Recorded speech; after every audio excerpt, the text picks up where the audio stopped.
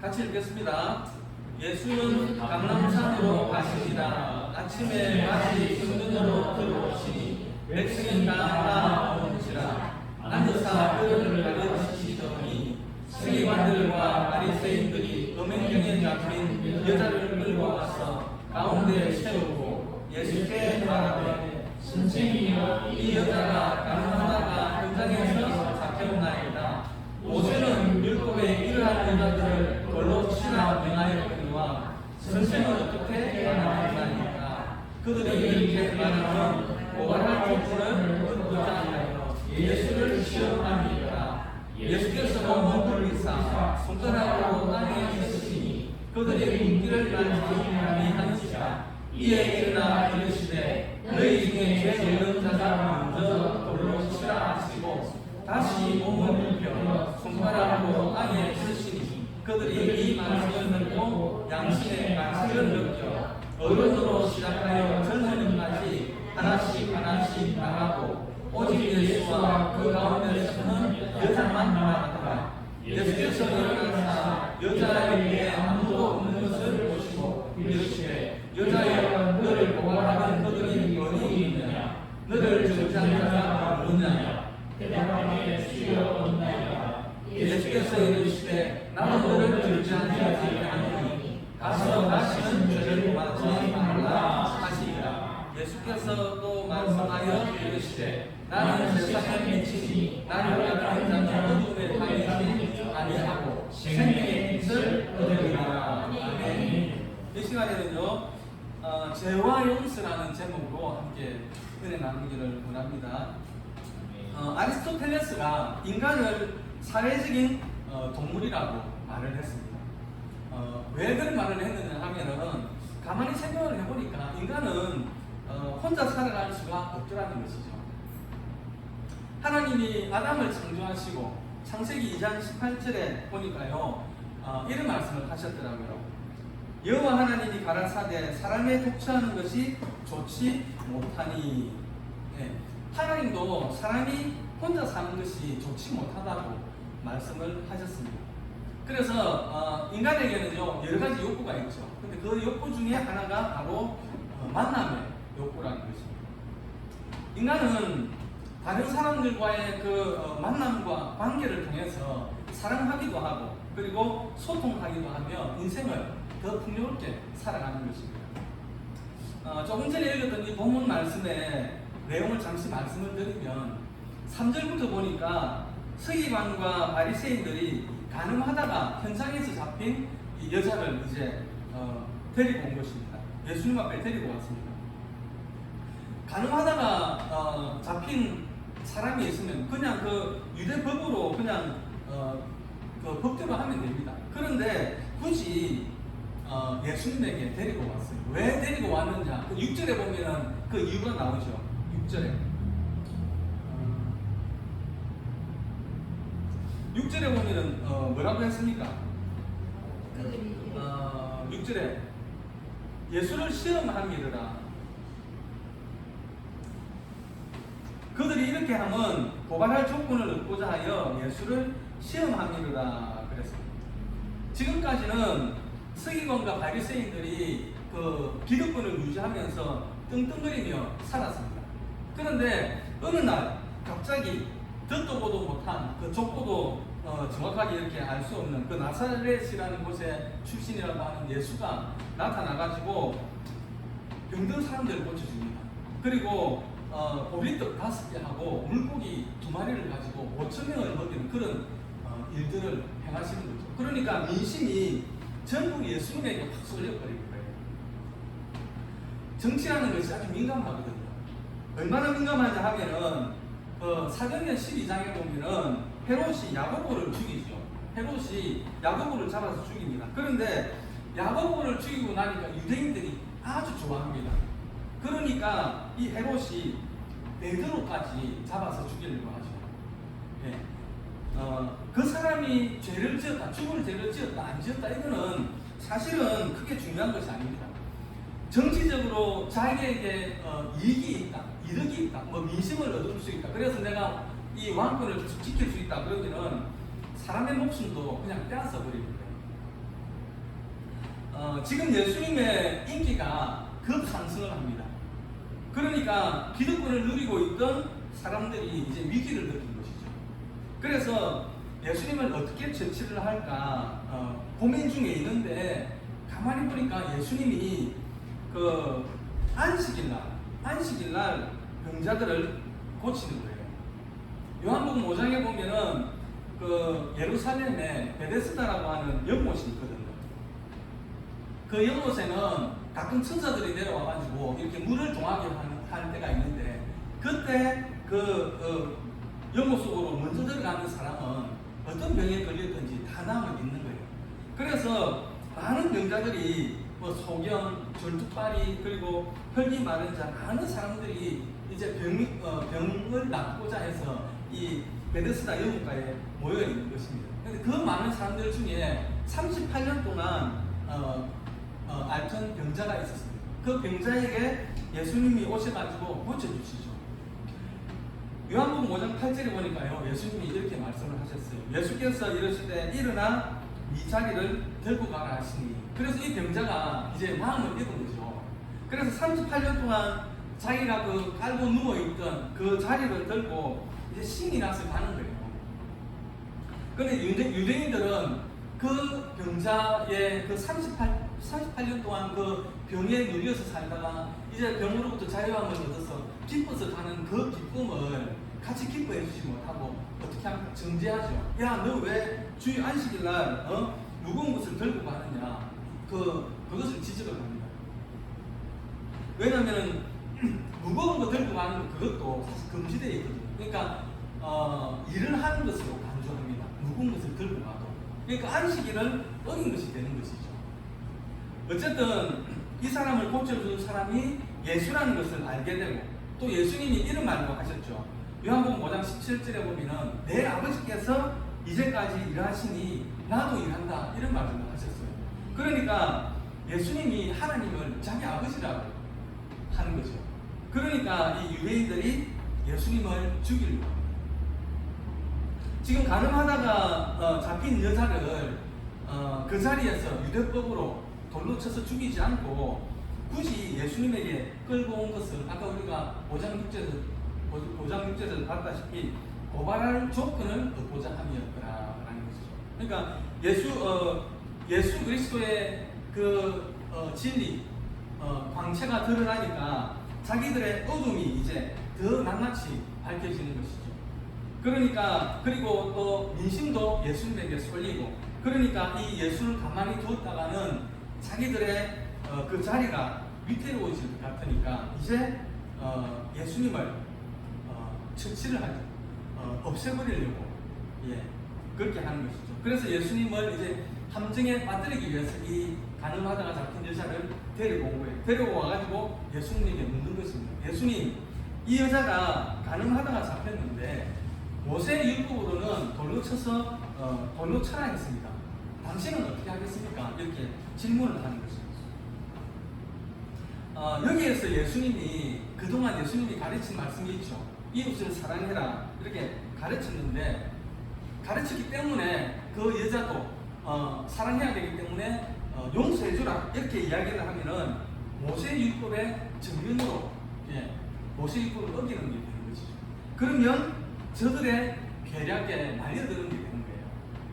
그렇다고 해서 모세율법대로 돌로 쳐라, 돌로 쳐서 죽여라 그렇게 하면은 예수님이 그동안 말씀해 오셨던 내 이웃을 내 몸과 같이 사랑하라고 한 그 말씀에 또 어긋나게 되는 것이죠. 그러니까 예수님 입장에서는 이렇게도 말을 못하고 또 저렇게도 말을 할 수 없는 그런 입장이었다는 것이죠. 그러니까 이제 저들은 쾌재를 불렀겠죠. 드디어 이제 예수라는 사람을 이제 잡게 되었다. 이제 쾌재를 불렀을 것입니다. 그런데 예수님은 말씀을 하지 않으시고 8장 6절에 보니까 중반절에 보니까 바닥에 글을 쓰셨다 이렇게 기록을 하고 있습니다. 예수께서 몸을 굽히사 손가락으로 땅에 쓰시니 뭐라고 쓰는지는 알 수 없죠. 그런데 이 여인을 잡아와가지고 정리했던 그 서기관과 바리새인들이 계속해서 묻습니다. 예수님 당신은 어떻게 할 겁니까? 계속 물으니까 예수께서 이렇게 말씀합니다. 너희 중에 죄 없는 자가 먼저 돌로 치라. 그리고 또 땅에 글을 쓰십니다.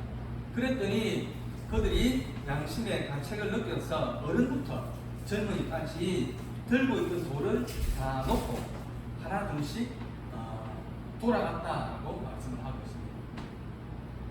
우리 9절 말씀 같이 읽어볼까요? 9절 말씀. 9절. 그들이 이 말씀을 듣고 양심의 가책을 느껴 어른으로 시작하여 젊은이까지 하나 둘씩 나가고 오직 예수와 그 가운데 남았더라. 여러분 그 광경이 상상이 되십니까? 그 많은 군중들이 그 여인 하나를 돌로 쳐서 죽이겠다고 모였는데 이제 다 돌아가고 그 넓은 광장에 이제 예수님과 이 여인만 이제 남아 있는 거예요. 바로 죄와 용서의 만남입니다. 죄와 용서의 만남. 죄와 용서의 만남에는 보통 5가지의 과정을 거치거든요. 첫 번째는 죄를 인식하는 단계입니다. 지금 이 여인은 주님 앞에서 자기의 그 잘못된 행동을 깨닫고 그리고 인정하고 받아들이고 있습니다. 죄를 인식했다는 의미죠. 그리고 두 번째는 책임과 후회입니다. 죄를 인식했을 때는 책임과 후회의 감정이 드러납니다. 죄를 저지른 자신의 행동에 책임감을 느끼고 그로 인한 후회와 자책감을 경험하게 되는 것입니다. 그래서 세 번째 단계로 넘어가게 되는 겁니다. 바로 용서를 향한 의지가 생긴다는 것이죠. 이 단계에서는 자신의 잘못에 대한 책임을 인정하면서도 과거의 행동과는 다른 방향으로 나아가기를 위해서 용서를 원하는 것입니다. 용서를 향한 의지는 자신을 바로잡고 변화를 이끌어내는 동기가 되는 것입니다. 그래서 네 번째는 용서의 표현과 수용의 단계로 넘어가게 됩니다. 용서는 단순히 말로만 표현되는 것이 아닙니다. 실제로 행동으로 나타나야 합니다. 누가복음 3장에 보면은 세례 요한이 요단강 부근에서 죄 사함을 받는 그 회개의 세례를 전했다라고 기록을 하고 있는데요. 누가복음 3장 7절 8절에 보면은 세례 받으러 오는 그 무리에게 회개에 합당한 열매를 맺으라고 세례 요한이 말씀합니다. 누가복음 3장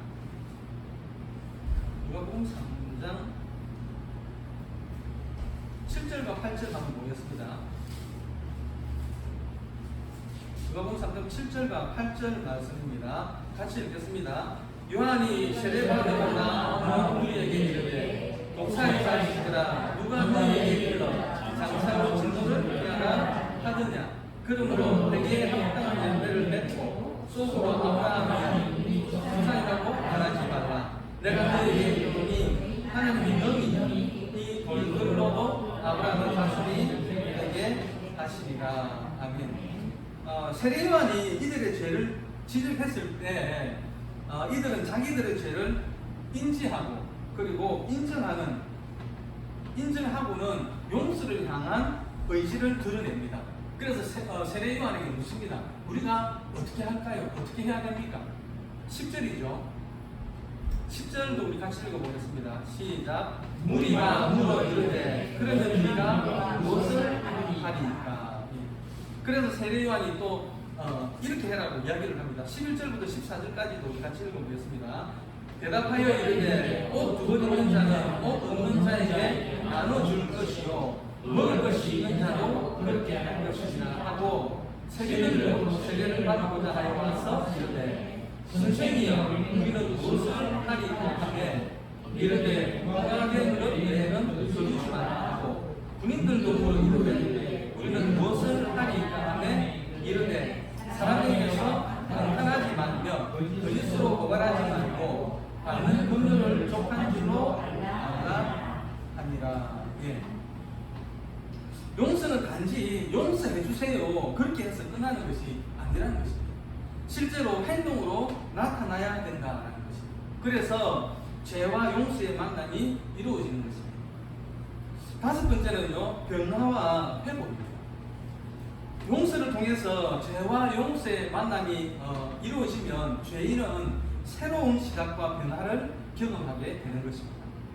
죄인식과 책임을 통해서 자신을 반성하고 용서를 통해서 다른 사람과의 관계를 회복함으로써 내적으로 성장하고 개선되는 기회를 가지게 되는 것입니다. 이처럼 죄와 용서의 만남은 자책과 변화를 거쳐서 새로운 시작을 만들어내는 과정이 되는 것입니다. 이것은 용서의 힘을 통해서 상처를 치유하고 새로운 관계를 형성할 수 있는 기회를 제공하는 것입니다. 예수님의 사랑과 용서는 우리에게 많은 영향을 미치는데요. 첫 번째는 예수님의 용서는 우리를 죄에서 해방시켜 줍니다. 우리는 모두가 죄를 범하고 상처를 입습니다. 그러나 예수님의 사랑과 용서를 통해서 우리는 죄의 짐을 짊어지지 않고 우리가 저질렀던 죄로 인해서 받아야 될 그 형벌도 면하게 되는 것입니다. 예수님은 우리의 죄를 자신이 대신 지고 우리를 구속하여 새로운 삶을 살 수 있게 해주셨습니다. 두 번째로요, 예수님의 용서는 우리에게 내적인 지유와 평화를 주십니다. 죄로 인해서 우리는 자존감 상실과 후회와 자책감을 경험할 수 있습니다. 그러나 예수님의 용서는 우리에게 하나님의 사랑과 자비를 경험하게 하고 우리를 하나님의 자녀로 받아주셨습니다. 이를 통해서 우리는 내면적으로 회복이 되고 하나님과의 관계를 통해서 참 평화를 얻을 수 있는 것입니다. 세 번째로는요, 예수님의 용서는 우리에게 새로운 삶과 변화를 이루게 합니다. 예수님은 항상 우리를 더 나은 방향으로 이끌어 주십니다. 오래된 이야기이긴 한데요. 그러니까 부산하고 울산하고 그 고속도로가 개통됐을 때쯤에 개통되고 얼마 안 있어서 일인데요. 제가 그 울산에 모임이 있어가지고 올라갔던 적이 있었거든요. 그때 제 차가 그 LPG 그 카렌스였는데 올라가면서 보니까 그 가스 그러니까 기름 게이지가 얼마 안 남았더라고요. 그래서 올라가는 길에 그 하행선을 보니까 주유소가 하나 있었어요. 그래서 이제 그때 제 생각으로는 뭐 올라갔다가 내려오면서 그 가스를 넣으면 되겠다 이제 쉽게 그렇게 생각을 하고 올라갔는데 모임을 마치고 차량에 탔는데 생각했던 것보다 가스가 더 없는 거예요. 너무 많이 떨어져가지고 그래서 이거 그 올라오면서 본 그 주유소까지 가겠나 싶더라고요. 그래가지고 뭐 그때는 가스 충전소도 얼마 없었으니까 뭐 울산 길도 잘 모르고 그때는 내비도 없었거든요. 내비도 없었던 걸로 제가 기억을 하는데 그래서 이제 뭐 고속도로 저 휴게소까지 가야 되겠다 하고 이제 출발을 했어요. 출발을 했는데 세상에 가다가 고속도로로 진입을 해야 되는데 덕계 쪽으로 빠진 거예요. 국도로 빠진 거예요. 국도로. 그래가지고 아차 싶어가지고 보니까 이 길을 잘못 들은 거예요. 그 어떻게 하겠어요? 주위에 차들도 없고 그쪽이 좀 외지거든요. 차도 없고 사람도 없고 가스는 이제 곧 떨어질 거고 그래가지고 아유 큰일 났다 싶어가지고 이제 어쩔 수 없이 앞으로 가고 있는데 길이 이렇게 휘어졌거든요. 길이 휘어졌는데 그 길이 딱 끝나고 나니까 앞에 주유소가 보이는데 LPG 충전소 특히 세상에 그래가지고 가스를 넣었다는 거 아닙니까? 넣고 이제 다시 차를 돌려가지고 고속도로를 타고 내려오면서 제가 거기 들어가려고 생각을 했는데 확인을 해보려고 가스 충전소가 있는지 확인을 해보려고 들어가야지 하고 왔는데 제가 잠깐 무슨 생각을 하면서 거기 휴게소 들어가는 입구를 지나쳐버린 거예요. 그래가지고 확인을 못했습니다. 확인을 못했는데 저는 지금도 그때 그 당시에는 거기 가스 충전소가 없었다는 믿음을 저는 가지고 있습니다. 분명히 없었기 때문에 하나님께서 저를 난처한 일에 처하지 않게 하시기 위해서 그쪽으로 인도하셨다. 저는 그런 믿음을 아직도 가지고 있습니다. 네.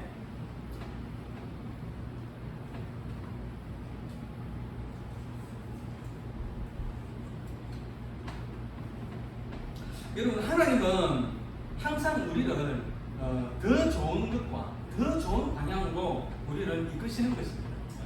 하나님은 우리가 삶의 고비고비를 넘으면서 예수님의 사랑과 관용을 배우기를 원하십니다.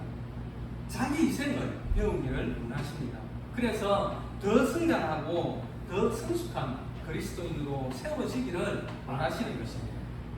네 번째는요, 예수님의 용서는 우리에게 다른 사람들과의 관계를 회복하게 하고 화목하게 합니다.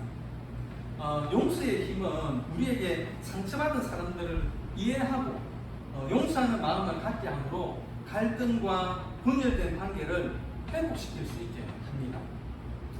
요약하자면 예수님의 사랑과 용서는 우리에게 죄에서의 해방과 그리고 내적인 치유와 새로운 삶으로의 변화를 가능하게 한다는 것이죠.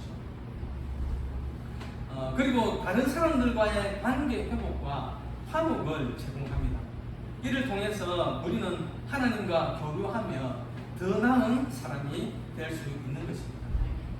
우리는 죄로 말미암아 어둠에 갇혀있던 사람들입니다. 그러나 예수님은 우리에게 빛을 가져다 주셨습니다. 오늘 말씀을 통해서 우리는 예수님과의 만남이 어떻게 우리의 삶의 변화를 가져다 주는지를 보았습니다.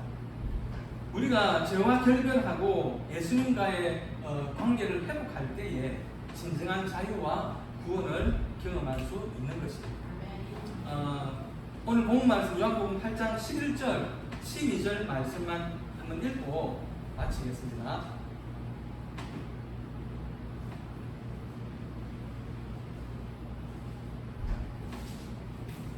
요한복음 8장 11절, 12절 말씀입니다. 같이 읽겠습니다.